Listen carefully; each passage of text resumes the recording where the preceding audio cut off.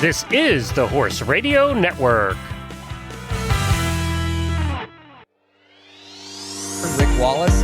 And I have John Hawley here with me. Three phases, dressage, cross-country, show jump. And you're out on course and something's going wrong or going right. You know how to react to what they're doing. It was built originally to be a schooling facility, and so everything's set up very conveniently.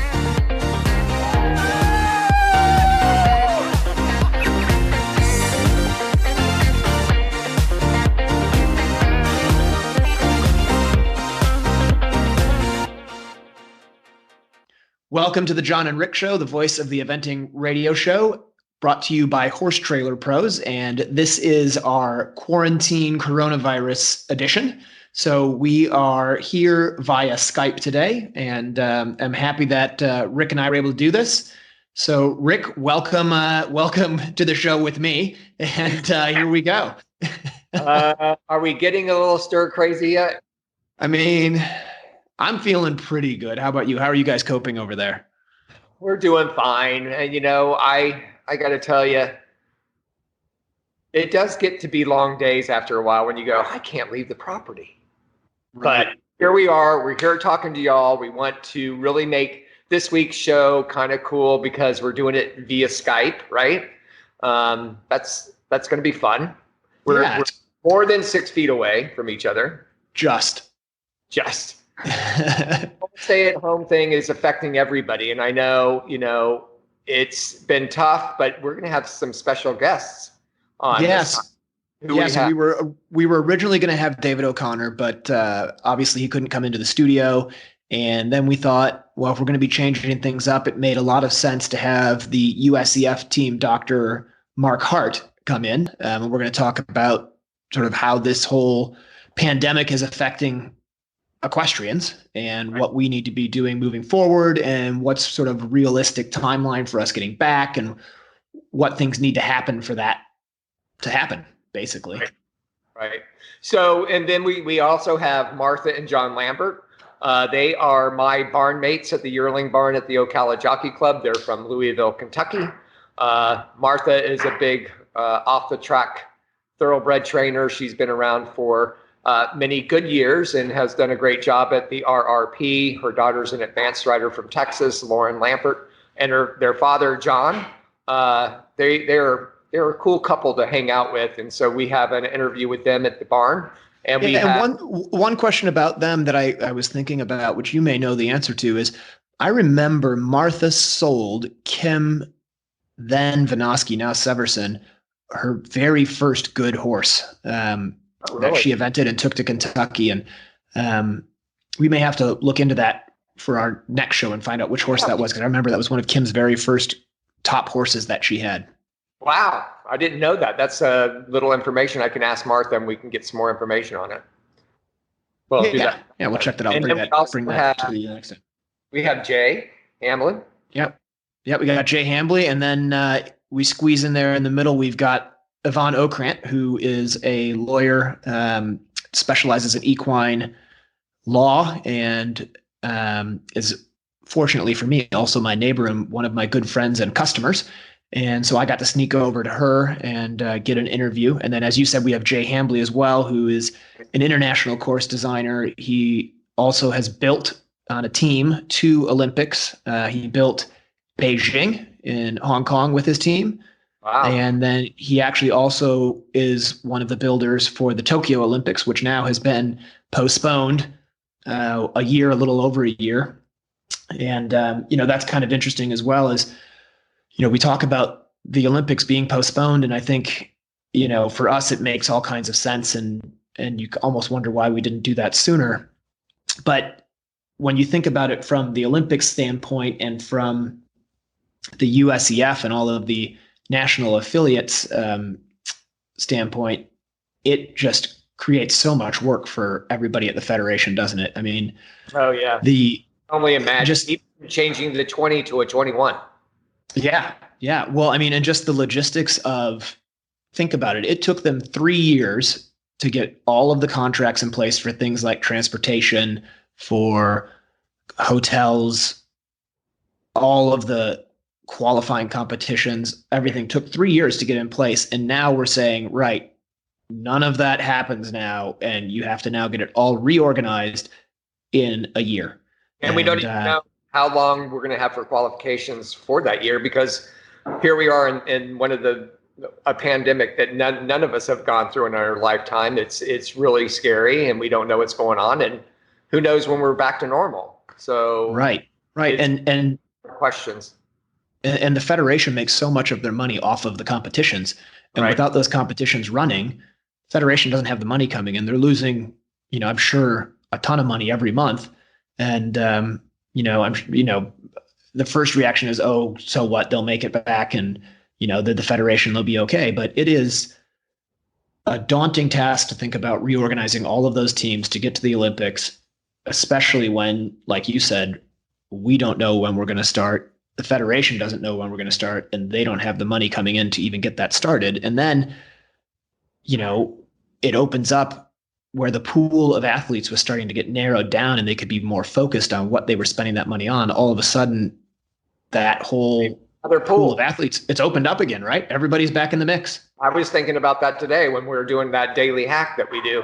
I was like, there's going to be a lot of people that, well, depending on when we get back into this, right? I mean, if we only have 6 months, there might not be a whole different pool. But with that being said, there's just opens a lot of questions across the board. I even saw the swimmer Michael Phelps today talking about just all these athletes that were preparing and getting ready to go.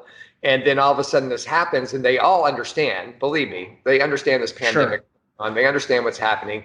But he says with athletes, with this high intensity and being equestrians with a horse, he says there's this huge depression mode that comes in, that, you've built all the way up to this, and all of a sudden everything compresses back down.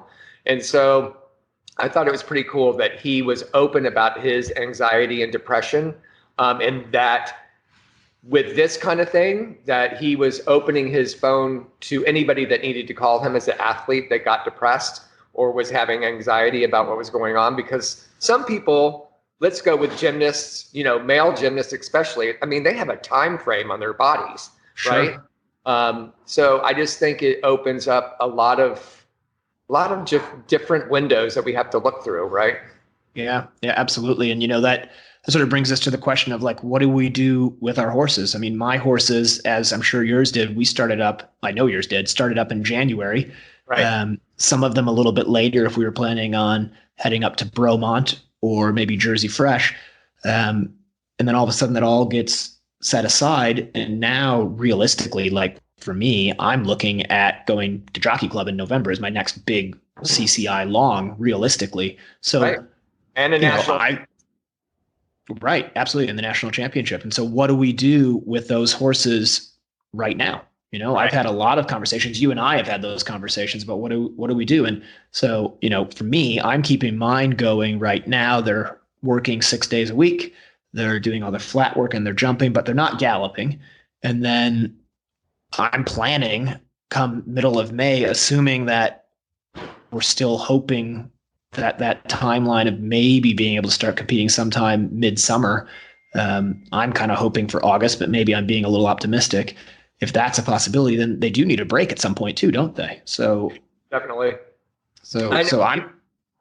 I know to that point, we've been doing a lot of hacking. And I'm finding, like, I have this one horse, this Dutch horse that we got.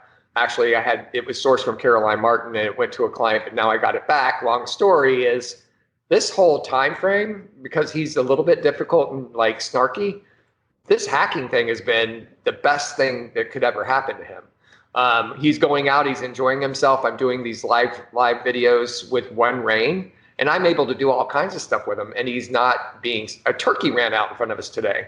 And I had one with the phone, and he was like, you didn't do any. I was like, this is, there's some benefits to what we're doing. For sure. I actually got to watch you. You were down by the tiger traps on that horse. Yeah. That was pretty cool. Yeah. Yeah, you're right. I mean, it's interesting. So now when I'm schooling mine, like mine are doing a lot of hacking as well. But when I do bring them into the arena and school them, where in the past, maybe I would feel like I need to make them, stronger and work harder and make sure they're ready for the event. Now, if they give me 25 good minutes of solid work, I give them a pat and say, that's great. We're done. You'd be happy right now. And I think it's going to be interesting going forward. How do we strike that balance? Because I think you're in the same place I am, where I'm starting to realize, maybe a little bit less is more going forward as well, because the horses are much happier, much better, and going great because of this little forced break that we're all on. Yeah, I agree. And I think with everybody else out there, it's interesting on what you try to figure out, what you try to do. But, I'm taking it a day at a time. Briggs is taking it a day at a time. I know you are. I think everybody, I'm hoping that we all take this seriously. And I know Mark's going to be on in our segment to talk about what we need to do as equestrians, staying home and staying out of the pandemic way. And so what we can do is listen to what he has to say and know that this isn't a hoax, everybody. This is a real thing. It's happening, and we need to stay safe and try to do our best to do what we can as humans and not spread this horrible virus. Well said. Well, let's go take a break, and we'll be back with Dr. Mark Hart. Thanks. Sweet Dixie South is an equestrian facility built for the lifestyle of eventers of all levels.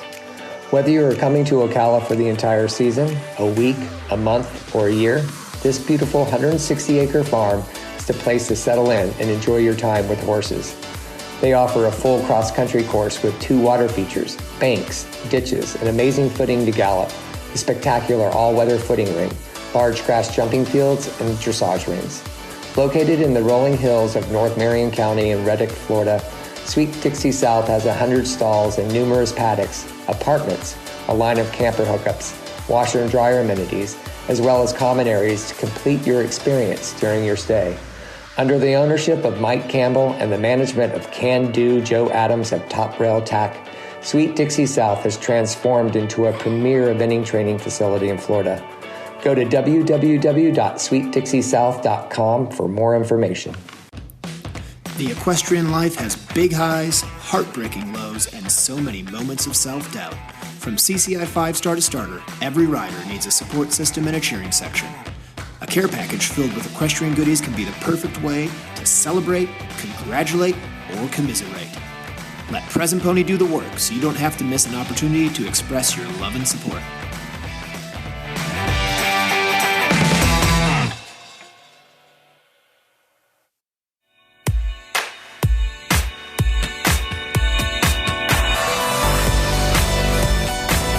Jump for Joy show jumps are FEI approved or perfect for your private farm. They're easy to move and high quality and durable, so there's never any painting or scraping required. Need a custom jump with your farm logo or a sponsor jump to place on course? The options are endless. Jump for Joy has something for every budget and can work with you on design. These are just a few of the jumps that we've had custom built for us over the years by Jump for Joy. Check them out at jumpforjoyusa.com.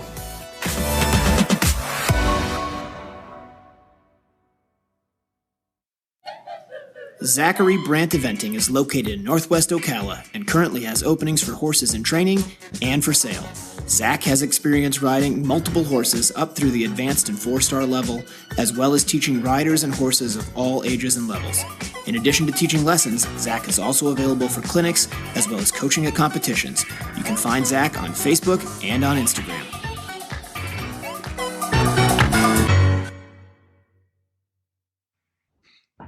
All right, welcome back to the Jon and Rick Show, the voice of the Eventing Radio Network. And we are here via Skype with Dr. Mark Hart, USEF team physician, and a man who can't say no, so he has lots of titles. Mark, thanks for joining us.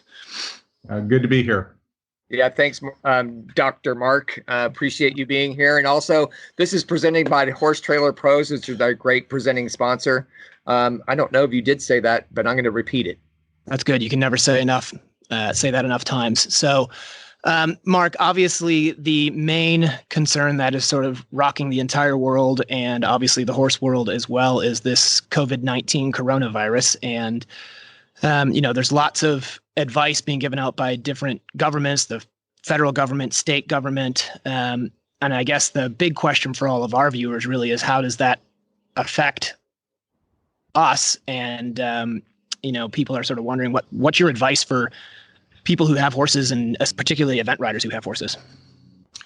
Well, I think what's different about a pandemic versus a natural disaster and things is, our initial inclination is try to keep life as normal as possible, help out everybody. But in this particular pandemic, what's important is spreading or preventing the spread of the virus, which is incredibly contagious. It affects all ages in life. Young people are not necessarily more protected than other people. And it's opposite of what we normally do. We have to basically social distance, which is very unusual for us, and to stay away from our friends, our coworkers, as much as possible, because it's not only good for us, but that's what's going to help society to, as they say, flatten the curve so the medical system can handle the number of cases that are going to be coming in. Obviously, there's essential jobs. You still have to take care of your horses, but the other things that decrease contact, like, giving lessons, multiple people, really practicing best practices in the barn to stay safe. I think it is a good idea with the new regulations with a mask, if you're in a group situation or just if you're outside your home, is to wear it. And this is not to protect you from getting the virus, but to reduce the chance of you infecting somebody else or somebody else's mother or grandmother or something. So the masks are good for that, because another thing that's unusual is most cases you're contagious maybe 24 hours before you show symptoms. But with the coronavirus, people are, 7-10 days without any symptoms whatsoever, and they're totally infected for this whole period of time. So people unwittingly are spreading the virus, and that's why, in certain, hot spots, as they call them, it's just exponentially exploded. And I know of several cases in the, equine community in Ocala where barns have had people with positive tests.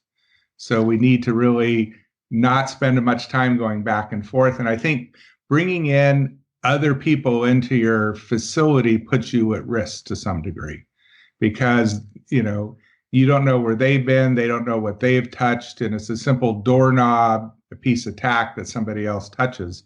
We just really, really, really need to be careful.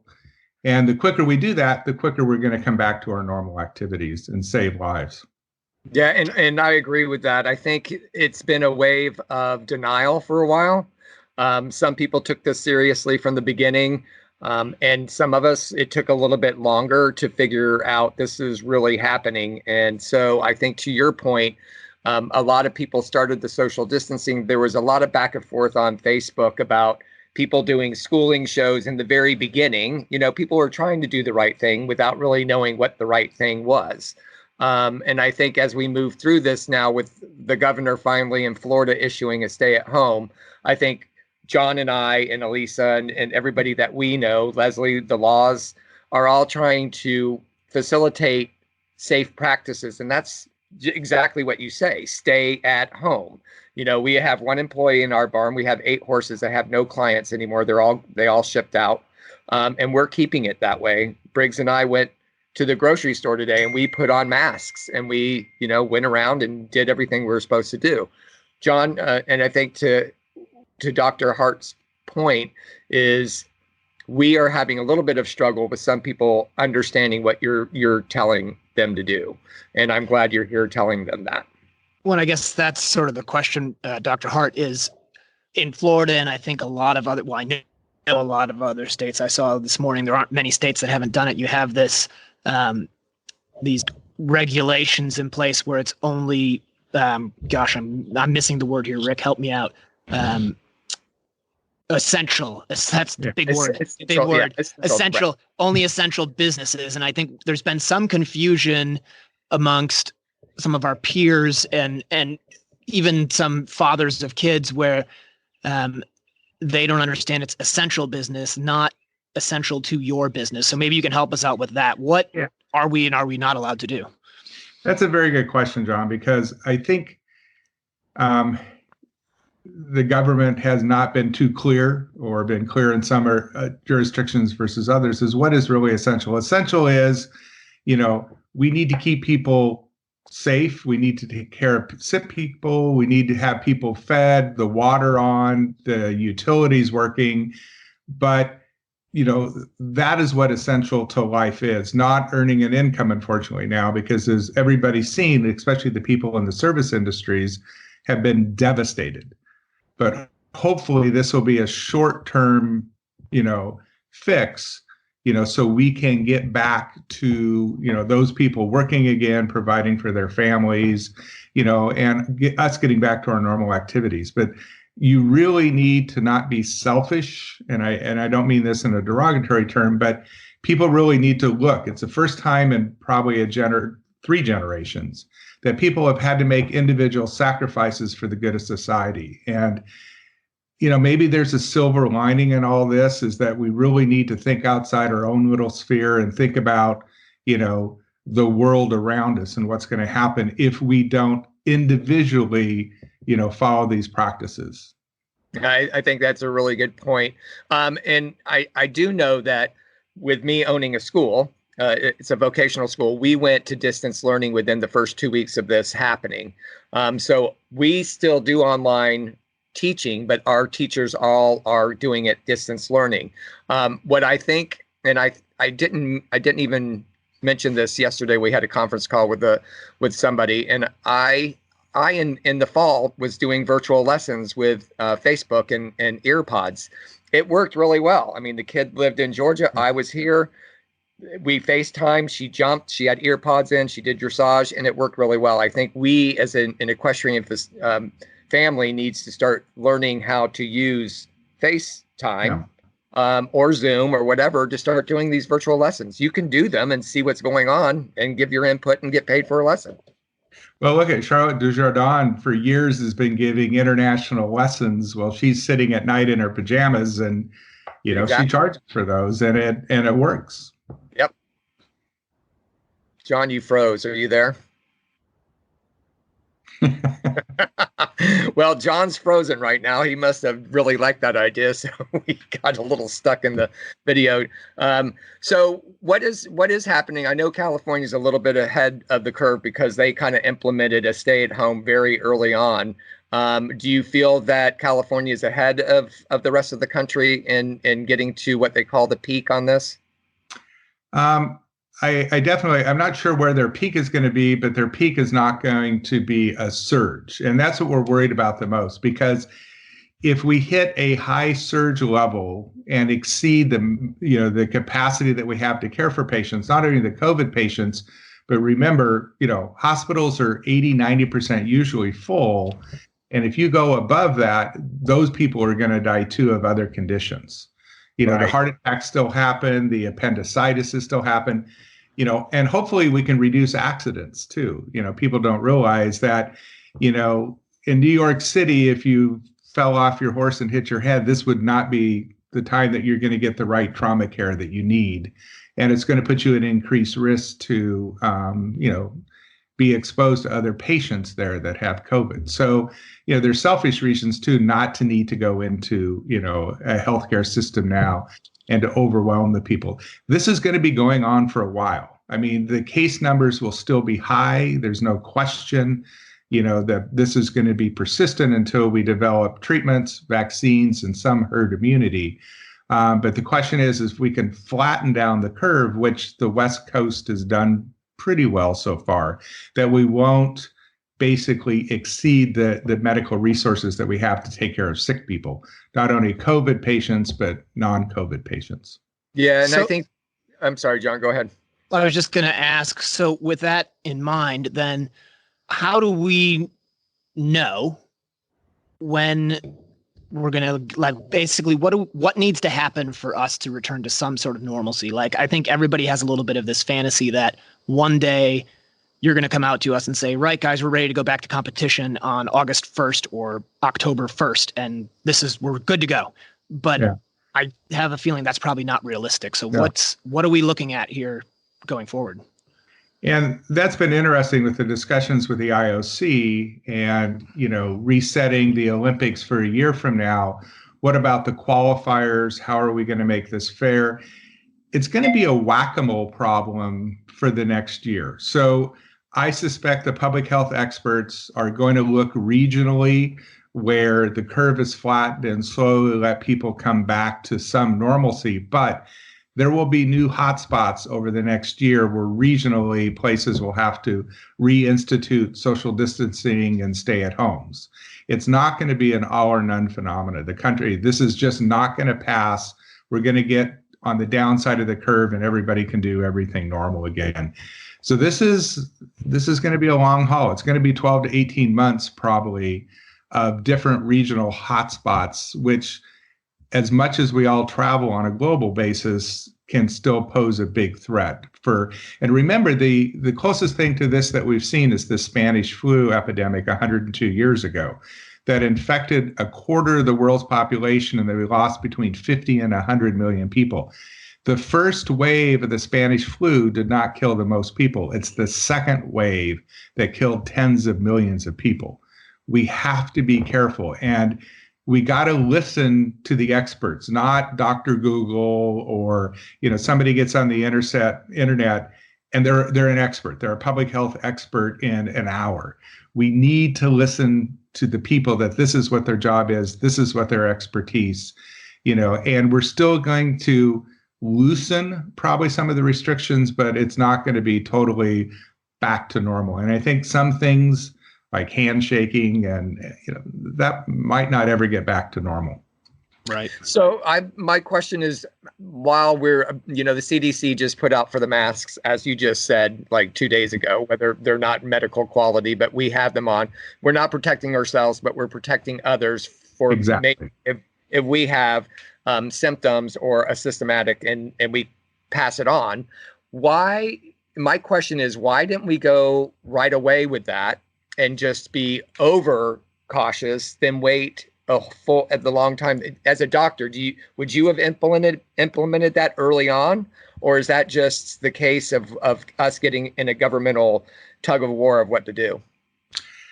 Well, I think the short answer is nothing's purely public health, and politics weigh into it. Right. I think a lot of governments were worried about scaring their citizens, what it would do for the economy. We've seen it here in the United States, no less worldwide, but it's a practicality. The nice thing about the mask, which it didn't hurt anybody, with the exception is some people might take it the wrong way, that they're safe and they can just do everything if they have a mask on. Right. Masks are just one of the tools that we have to reduce the transmission in asymptomatic patients of the virus. It doesn't eliminate it. It helps, but it doesn't eliminate it. So you can't just wear a mask and do everything. And I think the discussions with the World Health Organization were exactly that. They didn't want to give the people a false sense of security that they didn't need to follow all the other guidelines to reduce the transmission of the virus. Got it. Well, I really appreciate you coming on, Dr. Hart. We appreciate your time. I know you're a busy guy, and we took advantage of your 1 day off probably all month. So thank you very much. Okay. Thank you, guys. And it's good to get the message out. All right. Yeah. Wonderful. Thanks so much. We might come back to you again. Thanks. No problem at all. Okay. Bye-bye. Bye. Special thanks to our contributing sponsor, Black Horse Farm, Fox Hunting and Eventing. Located in Area 4, Black Horse Farm and the Mossback Hounds in Elizabeth, Illinois, welcome active USEA eventers to come join them for an introductory fox hunt free of charge. Ride with Master of the Hounds, Tony Leahy, and the Mossback Hounds over some of the finest hunt territory in the entire country. For further details, visit Black Horse Farm on Facebook to arrange for a ride sponsor.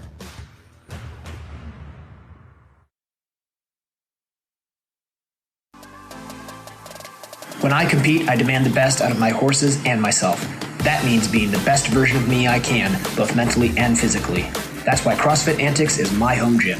Coach Vilma creates a fun, welcoming environment that encourages athletes from beginners to seasoned veterans to be their best. New to CrossFit? No problem. Coach V will modify the workout to suit you in a fun, challenging way. Be sure to mention the Jon and Rick Show for a special discount.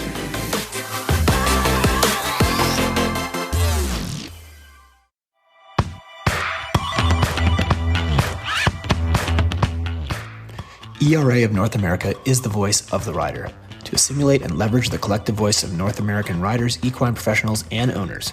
ERA of North America works to improve the overall safety, welfare, visibility, and growth of the sport. Be sure to go to www.eraofna.com and jump in. You can compare, you can contrast, but in the end, there's only one ultra-premium horse feed, Pro Elite Horse Feed. Its nutrition-locked formulas ensure quality, its advanced amino acid profiles maximize performance, its regulated starch and sugar levels mean confident calorie sourcings, and its superior digestibility leads to an overall healthier horse. When it comes to feeding your champion horse, there is no competition. There's Pro Elite Horse Feed. For more information, visit www.proelitehorsefeed.com. Well, welcome back. What a great interview that was with Dr. Hart, and I hope everybody will listen to that and understand it. Welcome back to the Jon and Rick Show, the voice of the eventing radio show, and brought to you today by Horse Trailer Pros. We are coming to you by Skype, as John has mentioned in the other segments. We're practicing that social distancing as well as the stay-at-home order. What we're going to bring to you next, John, is my barn mates here at the Jockey Club. They're in the yearling barn on the what's considered the east wing of the barn. We have 34 stalls. Martha and John Lambert are from Louisville, Kentucky. Martha has been involved in the horse world for many, many years, and she's well known for her work with thoroughbreds and going to the thoroughbred makeover.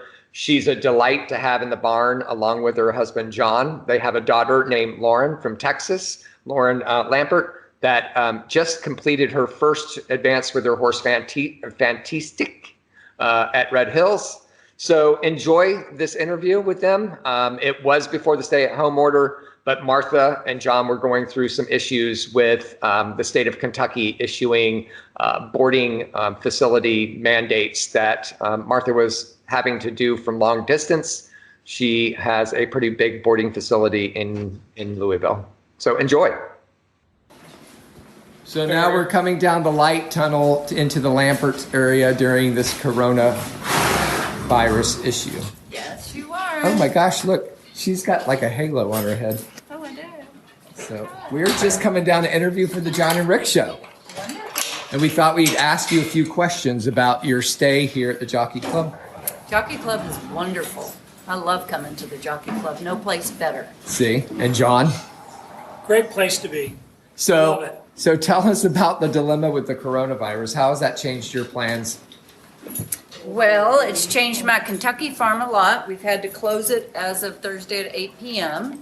And how did that go over? It went over well for 90% of the people, and then it was that little 10% that can really not make you very, Happy. very happy, and it doesn't make you sleep well at night. Right. But Well, we all once we know got through 24 hours, it's fine. it's good.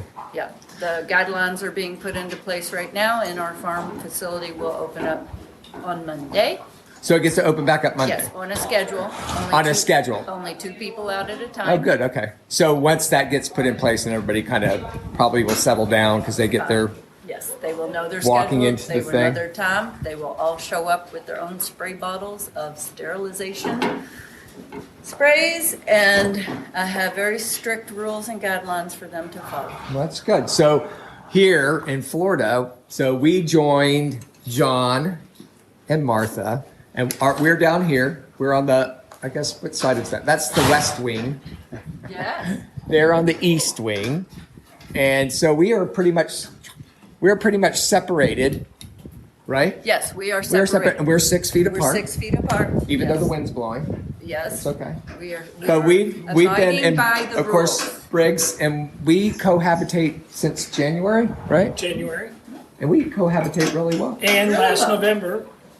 Really well. You all are going to miss us when we leave. I know it's going to be like nothing going I on. know. It's like, gosh, it's so not fun not having Martha and John around. I agree with that. So, And we're going to be like at home in Kentucky going, oh, I miss Rick and Briggs. John, what do you think about the coronavirus itself? What's your thoughts? And if you're healthy, I think you're all right. If you're Right. not, then you've got everybody has to take precautions.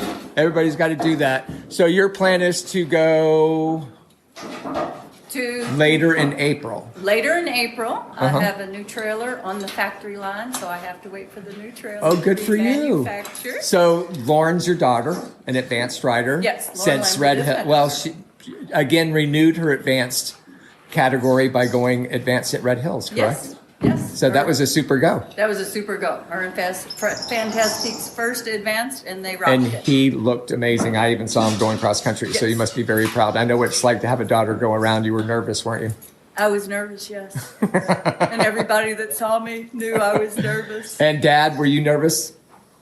I have a lot of faith in that horse. He is a very good jumper. Lauren's a good rider. She's had extremely good bringing up background of riding, and Very similar to Lisa. I trust the both of them. Now, there would be different if it was a different kind of horse, but Right? I trust. No, I've watched that one since y'all brought it last year, and it's a pretty cool horse. Yeah, it is. So congratulations. He was a long-term put together plan, but Lauren put him together quite And well. did a great job. Yes. So thanks for being on the John and Rick Show. We're Yeah, signing off from the Ocala Jockey Club at the Yearling Barn, and to our next month together. Yes. Yes. Here we go. Thanks, guys. Thank you. You're welcome. All right. Well, thanks for getting that interview, Rick. That was good to hear from Martha and John. So they obviously have their hands full, and that was done before the stay-at-home order here in Florida. And I can sympathize with them. We're pretty lucky here at my place because although we do have people coming in and out, it's not really a boarding facility per se. And so all of my people are pretty understanding of the situation. And, I think it sounds from what Martha was saying, like their people are pretty understanding now as well. But it sounded like it was a little bit tough in the beginning. You can understand that people sort of turn to the horses as their bit of sanity. And I'm sure when they first heard this, a lot of people felt like, well, at least I can go and spend time with my horse. And then you get told by the barn owner that you can't. That's got to be incredibly difficult. Yeah, and I think there was a little bit of, as she said in her interview, the Horse Council in Kentucky came up with the guidelines. And I think they were a little bit more stringent than what the governor's office would have wanted. And I think they kind of mitigated some of that, and that made it so they could allow their boarders to come out, but on a scheduled time period, as she talked about. And I think that's the challenge for all of us, right? We try to figure this out. I'm lucky. Briggs and I don't have any client. We had one client and he went home to Georgia last week before the stay at home. Martha and John are still here. They're trying to get out. They are leaving. They want to leave April 10th. She had ordered a new trailer. She was worried now that she ordered this new trailer, was it going to get out of manufacturing and get shipped to her? I understand that it is, and they're trying to get back home to Kentucky. So I like I said, we've enjoyed having them here. They are always a joy to have, and we'll look forward to seeing them next year. So. Right. And, that's sort of the thing where we're at as well, is thinking about next year at this point. I mean, we've kind of stepped away and said that there's no point in hoping that this show is going to run or that competition is going to happen, and just sort of said, right, for now, we're just going to say things are not happening. But I have to say, things at some point are going to have to return to some kind of normal. And, like Dr. Hart was saying earlier, that, there's certain things that need to happen medically wise, testing, things like that. But, I think at some point, I hope by this late summer, early autumn, that we're at least able in some sort of staged way to get back to life, right? I mean, we're going to have to, aren't we? And I think, to his point, and not to cause panic, but I think at the same time, I think what I'm learning through all of this is that I think we should overreact in the beginning and then no harm done, instead of underreacting. And to his point on the Spanish flu that we talked about in 1918, that took 50 million people worldwide. It was the second wave of that flu that really created a problem. And when I heard him talking about that, I was like, oh my gosh, we're just in the first wave, right? How long? Absolutely. Yeah, we don't know, to your point. I mean, what do you do? I think we just kind of sit back, let things happen, and not get anxious at this point about when we're going to compete again, because it might be a while. It certainly could be. And it sounded to me from my 30 to 45 minutes of allotted news time that one of the big things that needs to happen before we can even think about returning to any sort of normal is we have to have some testing so that people know, some quick tests that are available to the numbers of people that we need. And when we get there, I think that'll help a lot. And, obviously I took us a little bit off of John and Martha, but just thinking about how they get home and what stuff needs to happen for them to be able to go. And I, obviously don't have to wait for all of this, but at this point, the thought of leaving my farm here to travel 12 hours, 13 hours north home would be daunting. And I can imagine that it's got to be stressful for them both. Yeah, I do. And I think the Kentucky order is they obviously have to self-quarantine for 14 days once they get back. So that's a mandate by the governor when they get back into the state of Kentucky. So they have to contend with that. To the other things that are happening, it's just, you just got to take it a day at a time and understand that we're going to do the best we can with what we got. And I'm sure we'll be creative and come up with different ways of doing things here quickly in the near future. Right. All right.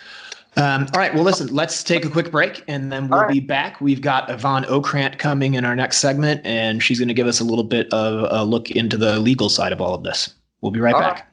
Sounds like a plan. The equestrian life has big highs, heartbreaking lows, and so many moments of self-doubt. From CCI 5-star to starter, every rider needs a support system and a cheering section. A care package filled with equestrian goodies can be the perfect way to celebrate, congratulate, or commiserate. Let Present Pony do the work so you don't have to miss an opportunity to express your love and support.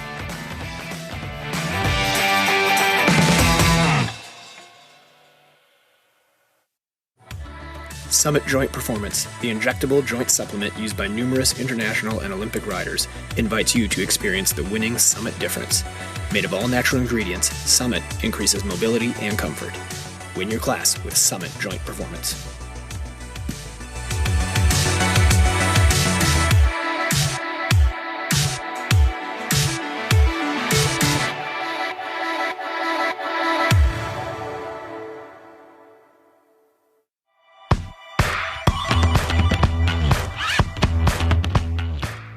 ERA of North America is the voice of the rider, to assimilate and leverage the collective voice of North American riders, equine professionals, and owners. ERA of North America works to improve the overall safety, welfare, visibility, and growth of the sport. Be sure to go to www.eraofna.com and jump in. Welcome back to the Jon and Rick Show, and I have Foxy joining us for this segment. We are bringing you this by Horse Trailer Pros, which we certainly appreciate, and we are the voice of the horse radio talk show. So the eventing radio show. That one. Foxy got thrown off. So what are we doing now? So we now have our good friend, and brilliant legal mind, Yvonne Ocrant. I actually went down to Yvonne's farm, which is about a mile from my place, before the stay-at-home order here in Florida. So I was able to get out and get a few interviews with some friends to, quite honestly, get us all prepared for the Jon and Rick Show, to be prepared, to have some good stuff to be able to show everybody and play for everybody. So this was just before Florida mandated their stay-at-home orders. We were on social distancing at this point. And so I went over to Yvonne's and she sort of talked to us about what that means and gave us some good insight into not only what we needed to do then and what, there's still states who don't have a stay-at-home order, shockingly enough. So she's going to talk to us a little bit about what that means, what the stay-at-home order is going to mean as it was coming forward. She was pretty sure, and obviously she was right that it was going to happen. And let's take a listen to Yvonne. All right. So I'm joined today by Yvonne Ocrant, who is a good friend of mine, a client, and happily for me also an exceptionally good lawyer. So Yvonne, thanks for letting me come over. And the first thing I just wanted to talk about a little bit was, obviously everybody's on this coronavirus lockdown right now, and just curious how it's affecting you. I know you've got a couple of very nice horses, and one in particular, and how it's affected you and sort of your daily life with horses. I've been fortunate that we're here in Florida, in Ocala, Florida, where we still have our land and facilities available. We still have access to trainers, keeping social distancing and respecting all of the quarantine requirements. But having horses on property is obviously an advantage. Back in Illinois, where I also have residence and my law practice, we would be boarding our horses at a facility. And as a lawyer, I've been advising clients that are boarding other people's horses what their requirements in compliance with shelter in place in Illinois, which applies for right now, or just the basic social distancing requirements. So as a horse person, myself, with my own horses, I've been able to continue my daily routine of riding from time to time, maybe schooling off property where there are not other people around. But I really do appreciate the stressors that are involved with people whose horses are boarded and they can't gain access to them. And I will say that from personal experience as an amateur rider, it's very easy to lose our skills, to lose our muscle memory. We don't get to ride 6, 8, 10 horses a day. We have our one horse. If you have the ability to stay in shape, whether it's through physical fitness and mental shape by keeping your routine every day, getting up, getting dressed, going outside of your house so that mentally you stay in shape as well is important, because as amateurs, we know, as well as the professionals, this will pass. And when the universe is ready for us, that's not the time to then get yourself in shape. Your horse will need you to be in shape. So it's important to keep that normal routine as best as you can to keep yourself physically and mentally in shape. Yeah, which actually kind of brings me to a question or a comment that I didn't even think of till just now, which is everybody's gyms have closed down, but you've been really lucky with our gym in that Vilma over at CrossFit Antics has kept it all, or gotten it all going online for us. So how often have you been participating in that? That's actually a huge benefit. And I know there's a lot of free online videos, but what CrossFit Antics does for us is it gives us accountability. She has an exercise routine for 6 days a week, whether you do it live or you log in later. Whereas if you're just left to your own devices, I don't know that we're all disciplined enough to stick with it. So I would advise that if you have a coach available through a gym, maybe you're not going to the gym, but see if they have online resources, because they will keep you honest by working out every day. And honestly, I'm working out more now because I don't have to travel anywhere. It's on my own schedule. With the way Vilma has set it up, we can do it anytime we want. So again, it's your own discipline in committing to staying within your normal program as best as you can, because when this does pass, you're going to want to be ready to go. Yeah, it's kind of cool because she knows us and she knows if we're there or not. So that's pretty cool. And then just moving on a little bit to professional stuff. So obviously there's quarantine regulations that vary by where you live. I know you can't talk about individual cases, but have you had anything that's come up yet? Or do you foresee any issues that have come up for professionals like myself in the industry that maybe we need to be aware of right now that we don't get ourselves into trouble?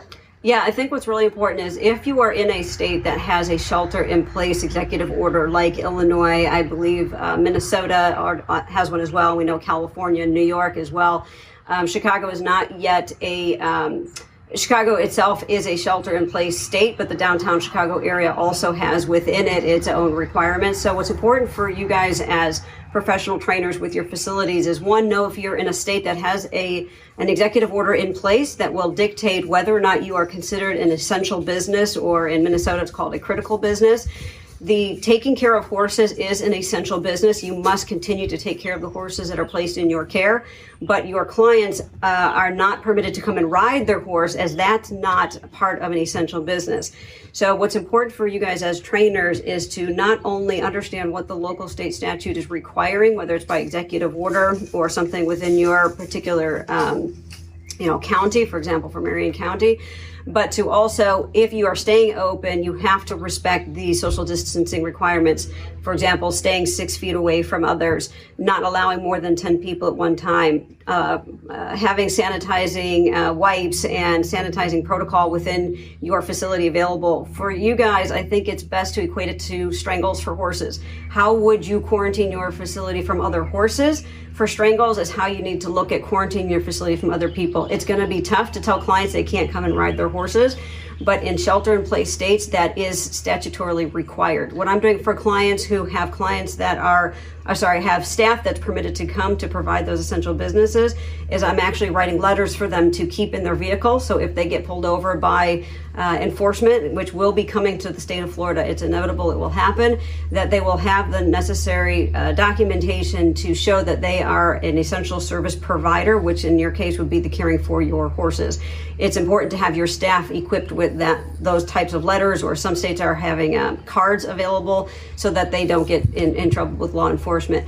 But I would think that for you guys, as best as you can to keep your business going, make videos of clients' horses, out in their paddocks or tucked in at night. That's one thing that clients want to know, is that their horses are okay if they can't get to them.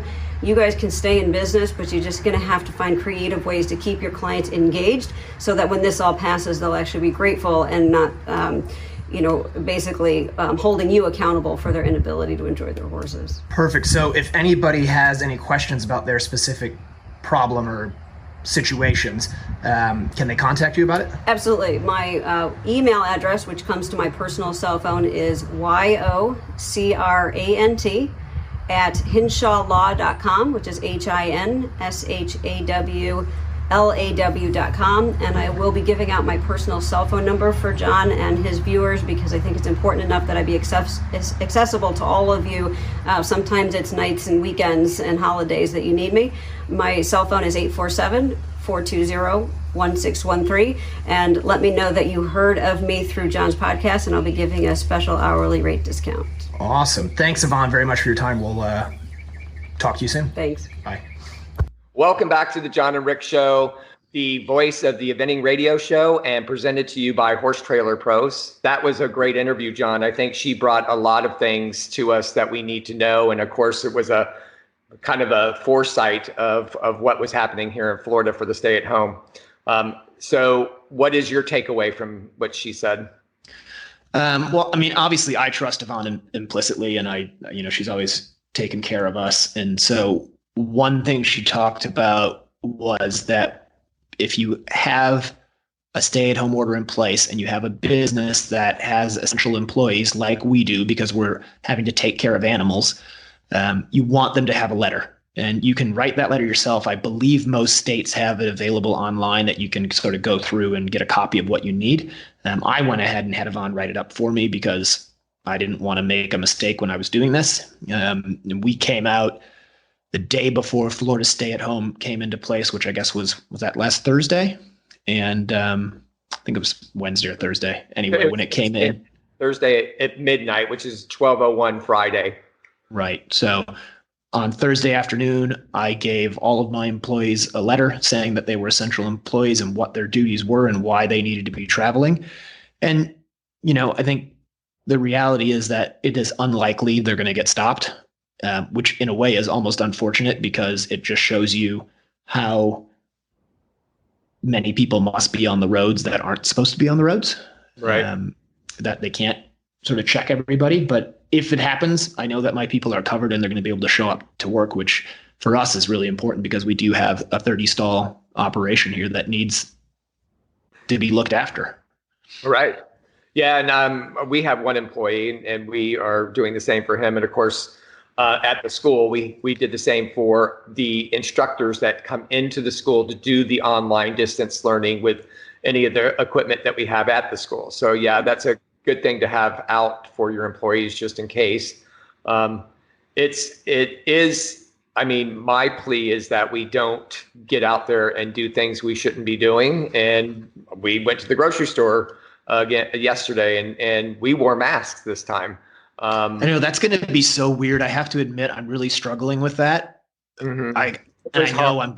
It just feels so wrong. And I know it's what we have to do, but I was feeling uncomfortable a week and a half ago wearing rubber gloves to fill my car up with gas. I can only imagine I'm going to feel with a mask, but it's what we need to do. So it is. And it's, to everybody's point, it's not for you, it's for everybody else out there. Who knows if you are infected. I probably am infected, but it probably isn't corona.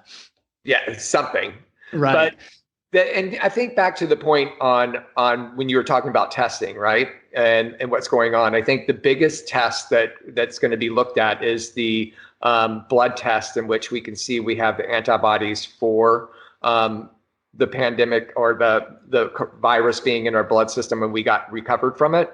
I know there's some debate right now with people that were extremely sick in January, and I know Briggs and Elisa were both respiratorily sick. And we had to go to the doctor. We did all kinds of stuff. And they're coming back now saying we might have had early infection and didn't even know it.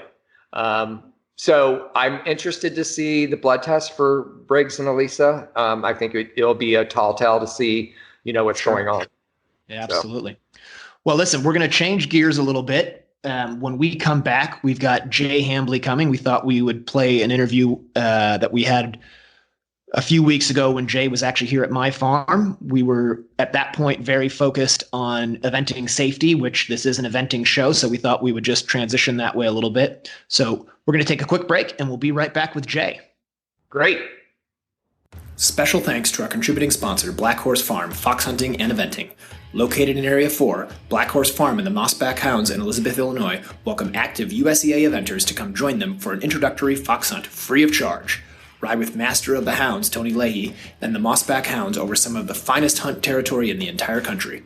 For further details, visit Black Horse Farm on Facebook to arrange for a ride sponsor.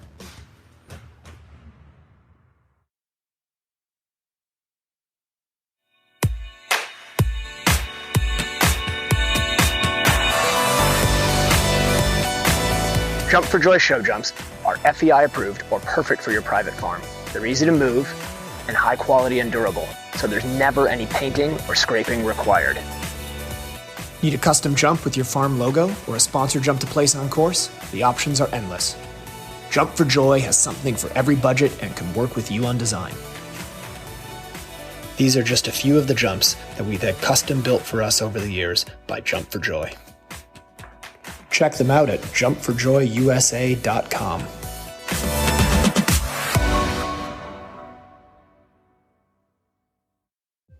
You can compare, you can contrast, but in the end, there's only one ultra-premium horse feed, Pro Elite Horse Feed. Its nutrition-locked formulas ensure quality, its advanced amino acid profiles maximize performance, its regulated starch and sugar levels mean confident calorie sourcings, and its superior digestibility leads to an overall healthier horse. When it comes to feeding your champion horse, there is no competition. There's Pro Elite Horse Feed. For more information, visit www.proelitehorsefeed.com.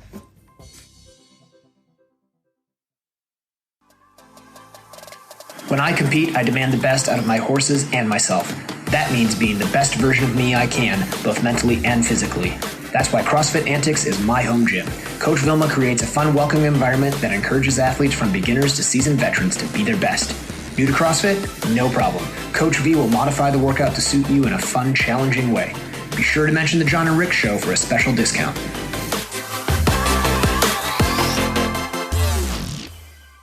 All right, welcome back to the Jon and Rick Show, the voice of the eventing radio show, brought to you by Horse Trailer Pros via Skype for our coronavirus edition.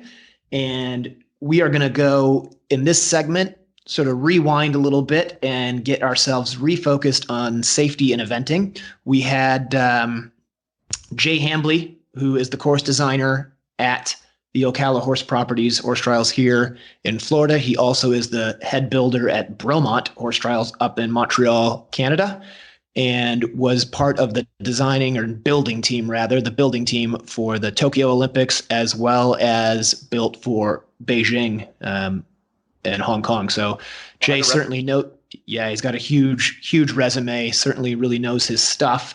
And so right after we had the tragic accident with Catherine Morel at Rocking Horse, obviously we all got really pushing on the safety side of things and had a fundraiser going, which we have not given up on by any stretch, but I think we all just stepped back and said we have to deal with reality right now in this coronavirus.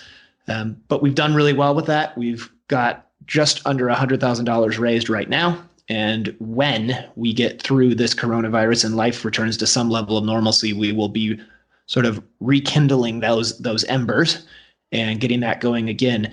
And this is a pretty fun part of the show for me because I get to show off my farm a little bit. And we had my good friend and supporter, Mike French of Black Horse Farm, actually funded having Jay come out and build a MIM clip frangible ditch brush here on the farm. And so let's take a minute, check out Jay's interview, hear what he did for us. You guys can see the jump. Welcome to Willow Run Farm, home of hauling eventing. I'm joined here by Jay Hambly, a good friend of mine who also happens to be a level 4 and 5 cross-country course designer and actually has built 2 Olympic Games, I guess actually 1 Olympic Games, and is working on building his second. We'll see if the virus lets it happen or not. With a good team, both times. Well, David Evans' team. Yes, absolutely. Right, absolutely. Yeah. So thanks for coming on. Yeah. And the reason I wanted to have Jay on the show today was actually to show everybody some of the technology that we can use on cross-country courses. So we had Jay build us a ditch wall, but we went ahead and had a little safety device, a MIM clip system put on the wall. So we're just going to show you this and show you how it works. So, Jay, well, let's check this out. Typically, a ditch and wall are really quite safe because the ground line's so far out and it's very hard to make a mistake. And usually the mistake that's made is worst case scenario, you end up jumping in the ditch, horse goes left or right, rider ends up standing there looking shocked. So added one level of risk management, if we were to hit the top of this now with the MIM clip, it'll collapse like so, and then stop a rotation from occurring. I think it's a great thing to use. It's available for us to use, so we used it here at Willow Run, which I think is awesome. I think Mike French. Yeah, so my good friend and longtime supporter Mike French actually funded this because he wants to promote safety in the sport and reduced risk. And you can see that right there is how you just go ahead and reset the whole device. It's pretty quick and easy to do, especially if you know what you're doing. But Mike with Black Horse Farm said that he wanted to do something to promote safety here at home. So we built this ditch wall because we had the kit, quite honestly. And then I know he's also going to be making a donation to the big full fund as well to try to increase safety throughout the whole sport and risk management. And it's great here at a private facility like this, when people come schooling or John with his students or himself on a younger horse, your first ditch and brush at this size, why not have that option? Especially if I'm going to be the guy riding it, because God knows I'll make a mistake. Yeah. So anyway, we're super excited to have it. Thanks for putting all the time in to do it. And I do have one question. Yes. Jon and Rick show, right? Everybody should watch it. Where's Rick? Yeah, I mean, some say he doesn't exist. I don't think he does. Yeah. I think you just put him in on the show. He's like a hologram. Yeah, because the Jon show doesn't sound good. No, gotta have the Jon and Rick. So thanks for joining us. I'm gonna go yell at my dogs. Welcome back to the Jon and Rick show, presented by Horse Trailer Pros and the voice of the eventing radio show, Jon. That was a really cool video. Can you talk us through some of the things and the features that, even though Jay did in there, we can describe it a little bit more to our listeners and viewers? Yeah, so it's a neat jump. Obviously, it's a ditch brush. It's a ditch wall. Kind of looks a little bit like an old-fashioned Weldon's wall. And the great thing about it is, well, just the ditch brush in general is a pretty safe fence to jump because it has a big ground line with a big ditch in front of it. But the whole idea with that is if a horse gets into trouble, the top half of that fence, like the viewers got to see and the listeners got to hear a little bit about, the top half of that fence has a hinge basically right in the middle of the wall, and the top half will collapse down and break away so that if the horse makes a mistake or the rider makes a mistake, they can get away from the fence safely, or at least more safely, and you minimize that risk there, which is the whole idea of all of this frangible technology, is that you're minimizing risk. Right. And I think it was a really eye opener of how you can design stuff like that. I don't think a lot of people pictured that kind of a folding down where you can just put it right back up, correct? It just comes back up and locks into place. Right, absolutely. And, one of the things just to think about as a sport as we go forward is, obviously because the accident in February was at a ditch. Was it February or was it March? It was February, right? Gosh. 29th. Thank you. Yes, okay. Because that accident was at a table, we've all been very focused on tables, which is a valid point.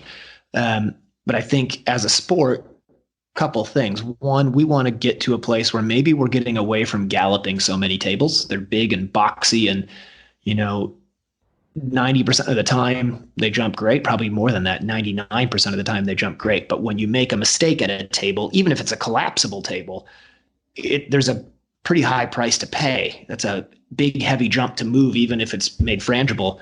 And so I think things like this ditch brush, this Weldon's wall, if that can be put in places, obviously it's not going to be portable like a table would be, but if you can do things like that and then still install some sort of safety mechanism to that and not, I think the biggest point to me is not say, oh, well, this is a safer fence, so we don't have to do anything. I think even if they're a safer fence, if you can still install safety features into that design to make it even more safe, yeah, let's do it.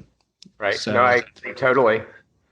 And it's a discussion we can never give up on, even with the coronavirus going on and what's happening. I think this gives us a lot of time to think and reflect back on what has happened in the past. And like to your point, though, we have a very safe sport in statistic wise. Obviously, when you know people and you're as close to what happens and it happens to you or the family members that it happened to, it hits home really hard.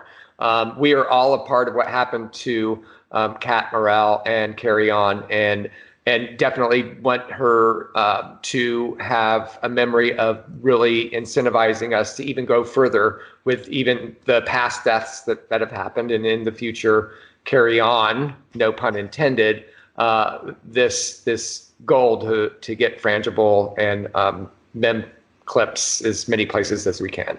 Yeah, absolutely. And I think that's a great way of thinking about it. And I'm sure, I didn't know Kat personally, but I'm willing to bet she would be, in a way, happy if we were to sort of take that name and carry on with it. I think it sort of came out. I mean, I'm like, let's carry on, right? Yeah. It can be the motto. Yeah, I think it's a good one. Yeah, definitely. So, well, what do we I know have? that. Yeah, so I know that certainly I'll be taking that forward for me for sure, and using it as a little bit of motivation to keep moving forward on that. So, so it's obviously been kind of a strange time for everybody. It's been a totally new look for our show. I know myself for one, and I'm sure you as well, Rick. I can't wait to the day that we're able to drive back to the Horse Trailer Pros studio. Yeah, kind of miss Joel Wiesner a bit, huh? Yeah, I miss Joel. Yeah, man, I wish I could go out to the river with him and do some fishing. He's stuck at the river house, but he's a great part of the show, and he's going to take everything we've done here today and meld it all together and make it look magical. And hopefully, we continue to bring news to everybody and continue to have the open conversations of what makes eventing tick and what makes these eventing riders and owners tick as well. Yeah, no, I'm happy that we're able to keep things going. And, like I said, I just want to get to the place where we can get back to the studio. We can walk over to the gas station, get some good gas station coffee, and the hot dog. And get, Joel likes a good chili dog with some cheese and onion on it. I know that. So I'm looking forward to that. What do we have coming up on the next show as we wind down this fifth episode that we have going on? Yeah. So our next show, we've got some more interviews that I was able to get before we had this Florida stay at home. I know we're going to have Buck Davidson on. We're going to have Peter Gray.